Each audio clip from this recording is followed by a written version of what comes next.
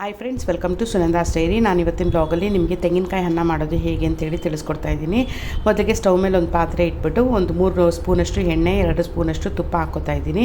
ಇದಕ್ಕೆ ಒಂದು ಬಿರಿಯಾನಿ ಎಲೆ ಹಾಕ್ಕೋತಾ ಇದ್ದೀನಿ, ಒಂದು 1/4 ಇಂಚಷ್ಟು ಚಕ್ಕೆ ಹಾಕ್ಕೋತಾ ಇದ್ದೀನಿ, 3 ಲವಂಗ, 3 ಏಲಕ್ಕಿ ಹಾಕ್ಕೋತಾ ಇದ್ದೀನಿ.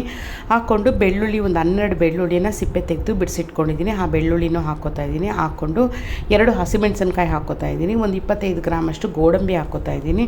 ಇದಿಷ್ಟು ಹಾಕ್ಕೊಂಡು ಚೆನ್ನಾಗಿ ಫ್ರೈ ಮಾಡ್ಕೊಳ್ಬೇಕು. ಇದಿಷ್ಟು ಫ್ರೈ ಆದಮೇಲೆ ಒಂದು ದೊಡ್ಡ ಈರುಳ್ಳಿ ಉದ್ದುದಕ್ಕೆ ಕಟ್ ಮಾಡಿ ಹಾಕ್ಕೋತಾ ಇದ್ದೀನಿ. ಸಣ್ಣ ಕಟ್ ಮಾಡಿ ಹಾಕ್ಕೊಳ್ಳೋಕೆ ಹೋಗ್ಬೇಡಿ. ಅನ್ನದ ಜೊತೆ ಅದು ತುಂಬ ಫ್ರೈ ಆದಾಗ ಏನಾಗುತ್ತೆ, ಈರುಳ್ಳಿ ಇರೋದೇ ಕಾಣಿಸೋದಿಲ್ಲ. ಹಂಗಾಗಿ ದೊಡ್ಡದಾಗಿ ಫ್ರೈ ಮಾಡಿ ಹಾಕ್ಕೊಂಡಾಗ ನಿಮಗೆ ಅದು ಬಾಯಿಗೆ ಸಿಕ್ಕಿದಾಗ ತುಂಬ ಟೇಸ್ಟ್ ಅನಿಸುತ್ತೆ ನಿಮಗೆ. ಹಾಗಾಗಿ ನಾನು ದೊಡ್ಡದಾಗಿ ಈರುಳ್ಳಿ ಕಟ್ ಮಾಡಿ ಹಾಕ್ಕೊಂಡು ಇದ್ರ ಜೊತೆಗೇ ಸ್ವಲ್ಪ ಉಪ್ಪು ಹಾಕ್ಕೊಂಡು ಚೆನ್ನಾಗಿ ಫ್ರೈ ಮಾಡ್ಕೊಳ್ತಾ ಇದ್ದೀನಿ. ಬೇಗ ಸ್ಮ್ಯಾಶ್ ಆಗುತ್ತೆ ಅಂತ ಅಷ್ಟೇ, ಇನ್ನೇನು ಇಲ್ಲ. ಇದ್ರ ಜೊತೆಗೆ ನಾನು ಬಟಾಣಿ ಹಾಕ್ಕೋತಾ ಇದ್ದೀನಿ. ಒಂದು 1/4 kg ಅಷ್ಟು ಬಟಾಣಿ ಹಾಕ್ಕೋತಾ ಇದ್ದೀನಿ. ಬಟಾಣಿ ಸಿಕ್ಕಿದ್ರೆ ಹಾಕಿ, ಇಲ್ಲ ಅಂತಂದರೆ ಆಪ್ಷನ್ ತೊಂದರೆ ಇಲ್ಲ, ಇಲ್ಲದೆ ಹೋದರೂ ಪರವಾಗಿಲ್ಲ. ಇದ್ರ ಜೊತೆಗೆ ಒಂದು ಟೊಮೆಟೊ ಹಾಕ್ಕೊಂಡು ಚೆನ್ನಾಗಿ ಫ್ರೈ ಮಾಡ್ಕೊಳ್ತಾ ಇದ್ದೀನಿ. ಚೆನ್ನಾಗಿ ಫ್ರೈ ಮಾಡಿಕೊಂಡು ಇದನ್ನು ಲಿಡ್ನ ಕ್ಲೋಸ್ ಮಾಡಿ ಇಟ್ಬಿಟ್ರೆ ನಿಮಗೆ ಬೇಗನೆ ಸ್ವಲ್ಪ ಸ್ಮ್ಯಾಶ್ ಆಗಿಬಿಡುತ್ತೆ ಟೊಮೆಟೊ. ನೋಡಿ, ಈ ರೀತಿ ಚೆನ್ನಾಗಿ ಲೋ ಫ್ಲೇಮಲ್ಲೇ ಇಟ್ಕೊಂಡು ನೀವು ಇದನ್ನು ಫ್ರೈ ಮಾಡಬೇಕು. ಲಿಡ್ ಕ್ಲೋಸ್ ಮಾಡಿಟ್ರೆ ಬೇಗ ಆಗುತ್ತೆ. ಇಲ್ಲ ಅಂತಂದರೆ ಲೋ ಫ್ಲೇಮಲ್ಲೇ ಇಟ್ಕೊಂಡು ಚೆನ್ನಾಗಿ ಇದನ್ನು ಫ್ರೈ ಮಾಡ್ಕೊಳ್ಬೋದು.